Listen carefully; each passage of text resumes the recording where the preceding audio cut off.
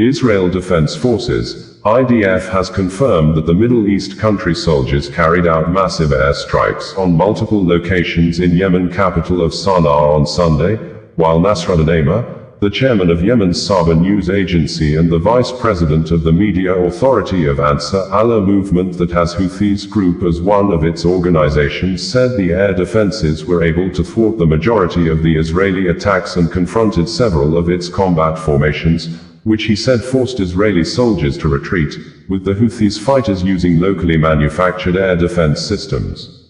According to Israel Defense Force, multiple military targets belonging to the Houthi terrorist regime in Sanaa, Yemen, including a military site in which the presidency palace is located, the Adar and Hazaz power plants, and a site for storing fuel, all used for the military activity of the Houthi regime. These strikes were carried out in response to repeated Houthi attacks on Israel with missiles and UAVs. The Houthis, backed by Iran, continue to exploit civilian infrastructure for terror purposes. News agencies reported that Israel launched the airstrikes in Yemen's capital Sanaa, hitting areas near the presidential complex and missile bases, with additional strikes reported in Hodeidah. It was gathered that Israel carried out the strikes in response to days of attempted Houthi drone and ballistic missile attack against Israel. Local media reported with a photograph showing the Israel Prime Minister, Benjamin Netanyahu, Defense Minister, Katz, and IDF Chief, Ansar Amer at the Israeli Air Force Command Center in Tel Aviv, observing today's strikes on Yemen capital on a military facility near the presidential palace, a fuel depot, and 2 power stations. Israeli airstrikes hit Yemen's capital on Sunday, just days after the Houthi rebels fired a missile toward Israel that its military described as the first cluster bomb the rebels had fired at it since 2023. The rebels' Al Masirah satellite television reported a strike on an oil company, and video on social media showed a fireball erupting there. Nasruddin Amer, deputy head of Ansar Allah's, Houthis, media authority and chairman of Yemen's Saba news agency, said Yemeni air defenses intercepted most of the Israeli air raids, forcing several formations to withdraw. He stressed that Yemen's military operations in support of Gaza will continue until the aggression ends and the blockade is lifted. Amer dismissed Israel's targeting of a civilian fuel station in Sanaa as an act of barbarism and bankruptcy, with no impact on military capabilities, warning it will only trigger further escalation. In quotes, he said, "Targeting a civilian fuel station on a main street will have no impact on military operations.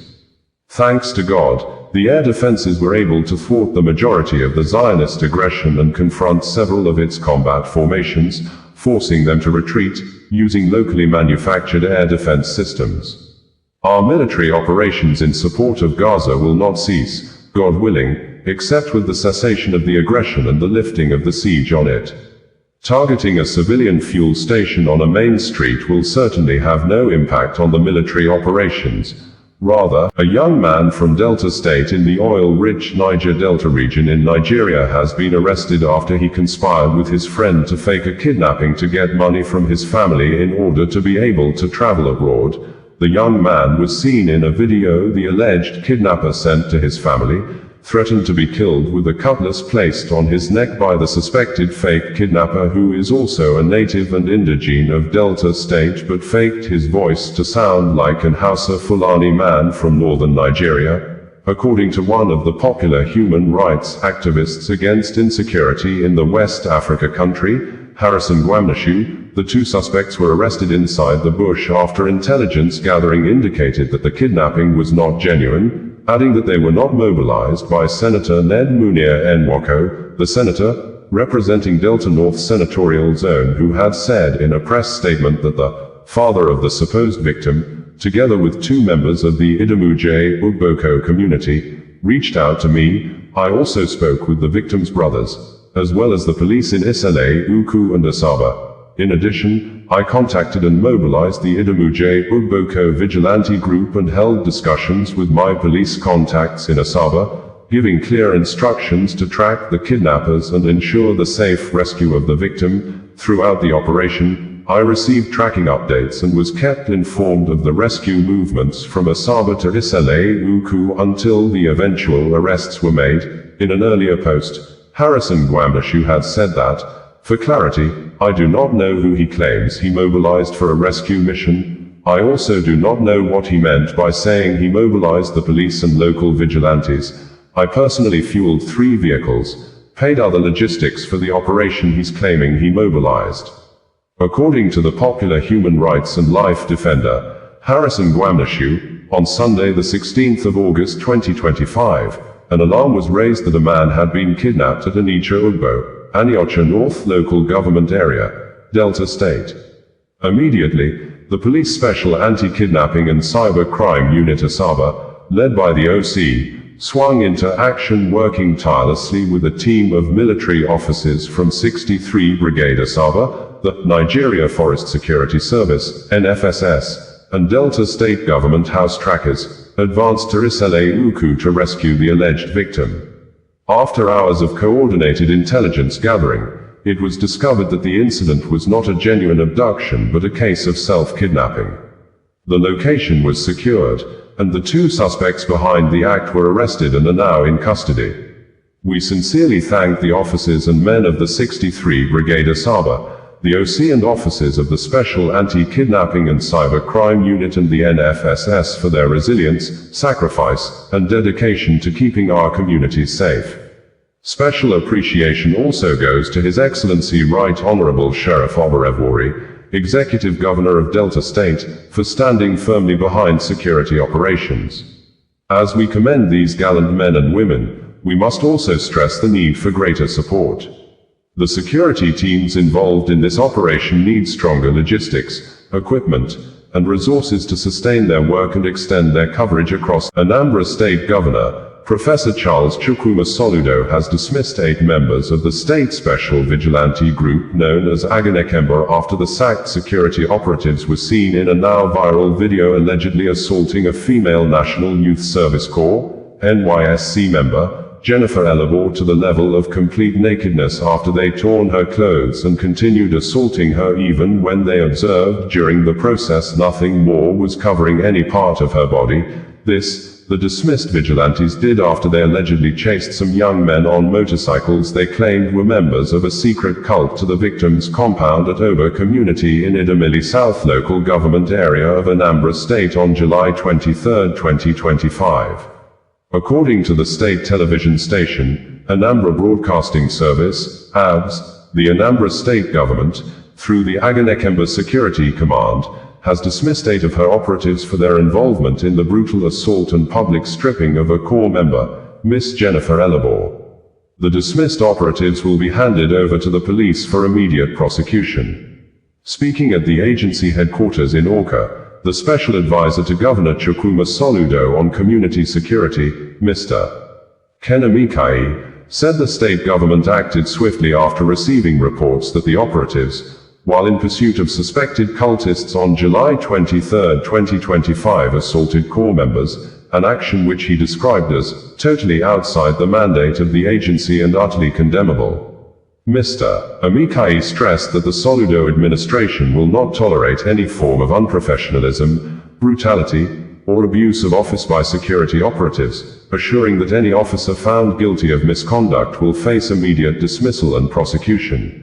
He disclosed that despite pleas from the victim's family and NYSC officials not to prolong prosecution for damaging the identity of the people involved, the Anambra State Government insisted on full investigation and accountability to serve as deterrence. The Special Advisor further revealed that the agency has already settled all medical bills of the corps member, replaced damaged valuables such as laptops and phones, and tendered a public apology to the victim, her family, NYSC, and the general public.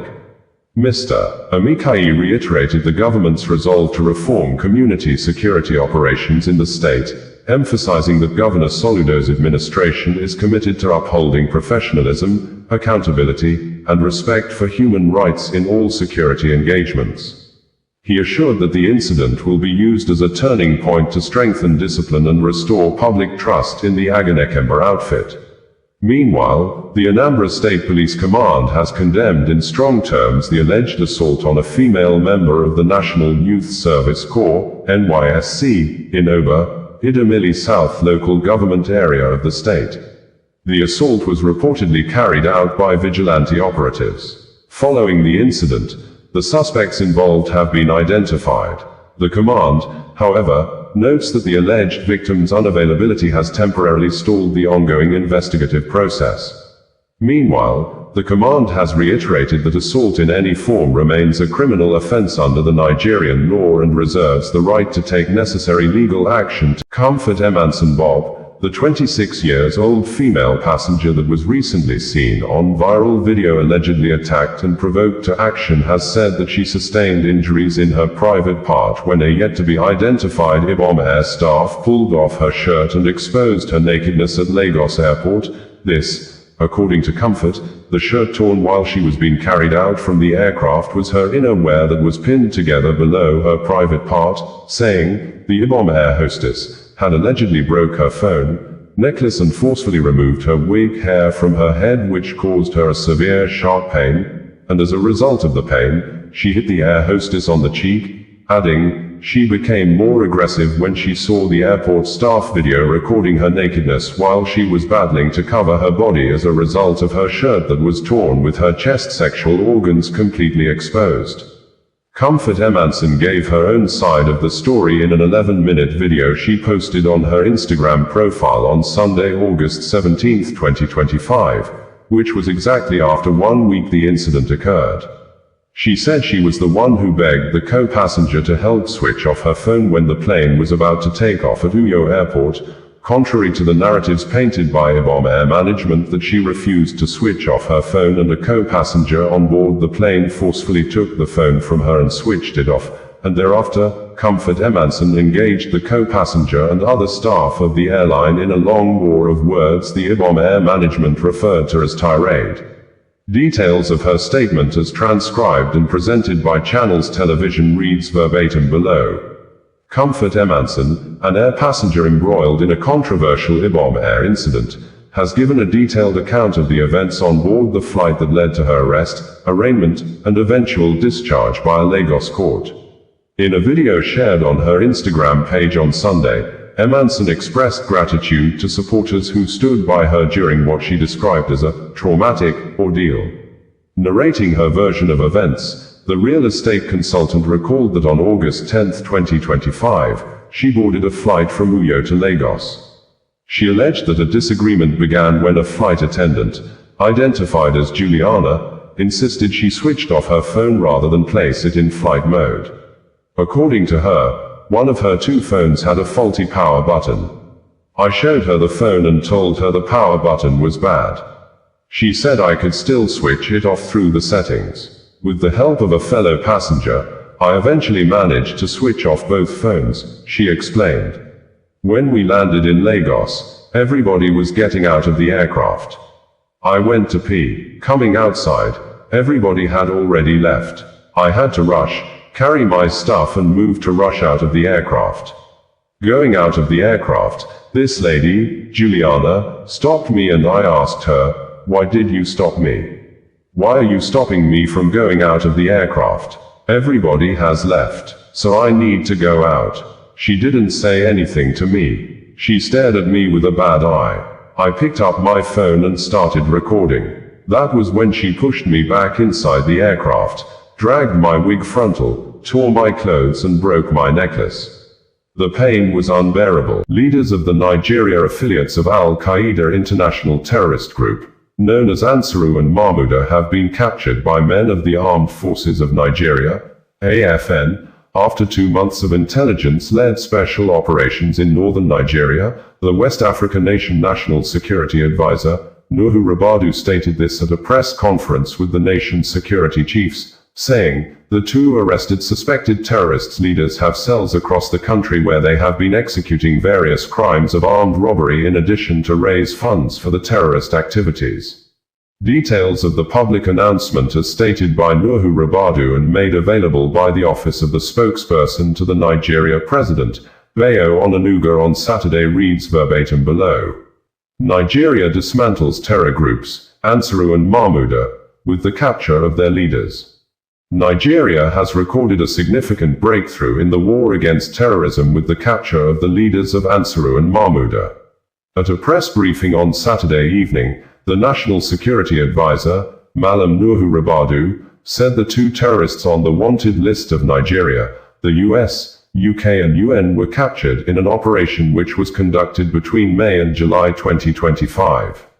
He said the men were captured in a high-risk, intelligence-led, counter-terrorism operation which led to their capture. They are leaders of Jama'atu Ansar al-Muslimina fi Biladis Sudan, commonly known as Ansaru, Nigeria's al-Qaeda affiliate. Rabadu said the two men have been responsible for masterminding many terrorist attacks against Nigeria over the past years. According to Rabadu, the first is Mahmoud Muhammad Usman, aka Abu Bara, Abbas, Makhtar, the self-styled Emir of Ansaru. He is the coordinator of various terrorist sleeper cells across Nigeria. He is also the mastermind of several high-profile kidnappings and armed robberies used to finance terrorism over the years. The second is Mahmoud al-Nigeri, aka Malam Mahmouda, Abu Bara's proclaimed chief of staff and deputy.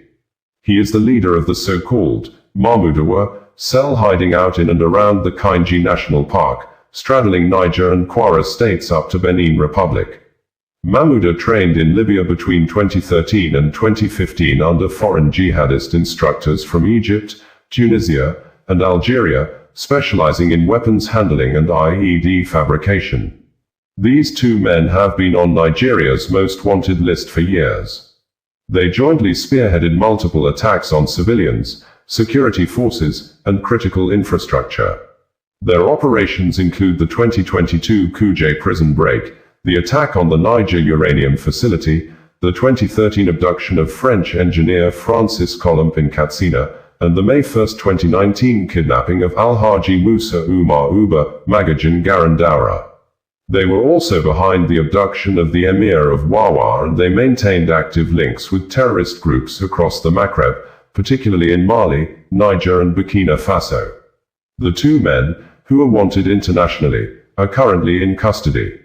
The capture of Abu Bara and Malam Mahmouda, the group's leader and deputy commander, respectively, marks one of the most following the meeting of President Vladimir Putin of Russia and President Donald Trump of the United States on Friday in Alaska. Ukrainian President Volodymyr Zelensky has said he knows the treachery of President Putin, that, in the coming days, Russia's soldiers may try to increase pressure and strikes against Ukrainian positions in order to create more favorable political circumstances for talks with global actors. Zelensky made this statement some hours ago while stating that Ukrainian soldiers have achieved some successes in Donetsk region, especially in the areas of Dobropilya and Pokrovsk, then ordered the commander-in-chief, Alexander Syrsky, to speak with combat commanders that Ukraine needs strong positions and truly tangible resistance to the enemy. In his words, Zelensky said, "I received a report from Commander-in-Chief Alexander Syrsky. The front, the defensive positions, and up-to-date information on the intentions and movements of the Russian army.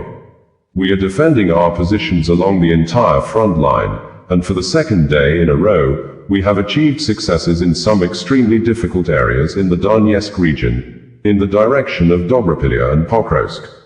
In particular, I want to commend the units of the 1st Corps of the National Guard of Ukraine, Azov, the units of the 7th Corps of the Air Assault Forces, the units of the 38th Separate Marine Brigade named after Hetman Petro Sahedygny, as well as the units of our 93rd Separate Mechanized Brigade, Kholodny Yar.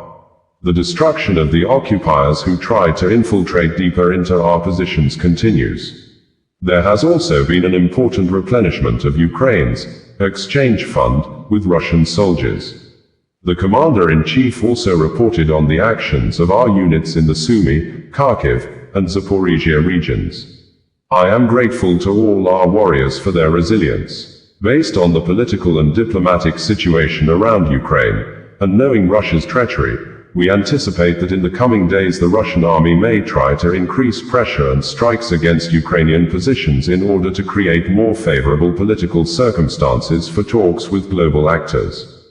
We are documenting the movement and preparations of Russian troops. Of course, we will counteract, if necessary, asymmetrically. I asked the Commander-in-Chief to speak with combat commanders. Ukraine needs strong positions and truly tangible resistance to the enemy. I thank every one of our soldiers, sergeants, and officers who are carrying out combat missions and destroying the occupiers in the way that is necessary for Ukraine's confidence. Glory to Ukraine. We had a long and substantive conversation with Houthis, President of the United States. We started with one-on-one talks before inviting European leaders to join us. This call lasted for more than an hour and a half, including about an hour of our bilateral conversation with President Trump. Ukraine reaffirms its readiness to work with maximum effort to achieve peace. President Trump informed about his meeting with the Russian leader and the main points of the discussion. It is important that America's strength has an impact on the development of the situation. We support President Trump's proposal for a trilateral meeting between Ukraine, the USA, and Russia. Bringing you the news in a more digital way.